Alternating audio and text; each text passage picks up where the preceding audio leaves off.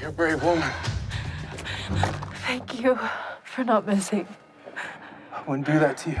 One of the most highly anticipated and successful neo-Western dramas about modern life set in the American wilderness to grace television is Yellowstone. The Dutton family, led by the patriarch John Dutton, who's portrayed by American actor Kevin Costner, had us all wrapped around their fingers, especially with the heart-stopping cliffhanger in Season 3. Since the production of the 4th season is still going underway, we're going to talk about some moments and secrets you never knew about the show. What's going on, guys? How have you been lately? Welcome back to our channel. For today, we'll be talking about the series Yellowstone, as well as several moments and secrets you never knew about. If you're curious to know about what these secrets are, lasso up and stay tuned to know more. But before we get into today's video, kindly do us a good one and click that like button and subscribe to our channel with the notification bell on so you won't miss any of our new releases. Yellowstone. What's the series about? Yellowstone is an American drama series created by Tyler Sheridan and John Linson that premiered at the Paramount Network on June 20th, 2018. The series revolves around the Dutton family, headed by their patriarch John Dutton, who holds control over the largest ranch in the United States. Because of this, the cattle ranch is under constant attack from many outside forces such as Indian reservations, land developers, and America's first national park. The main cast is made up of Kevin Costner as the lead of the show, with Luke Grimes as Case Dutton, Kelly Reilly as Beth Dutton, Wes Bentley as Jamie Dutton, and Cole Hauser as Rip Wheeler. The set used real-life animals in the show. One of the most well-kept secrets that came to light about the show is how it makes use of real animals, from bulls to horses to wolves and even bears. In October 2018, one crew member from the show revealed how production used a mutilated dead cow on set. In a first ever whistleblower video interview for PETA's Animals in Film and Television division, a compassionate eyewitness reveals that dead cows' bodies, including one that appeared to have been mutilated, were used for Yellowstone's 2nd season. With this in line, PETA launched a website wherein line blowers can easily report animal abuse they see on set. In an exclusive interview, the whistleblower shared that they thought that the cow's body was just a prop until the temperature started to rise. As the sun came up and the temperature increased, we knew right away that this was not a prop. We knew that it was real. We began to smell the realness of this freshly dead carcass that had been mutilated in its hindquarters and wearing its neck,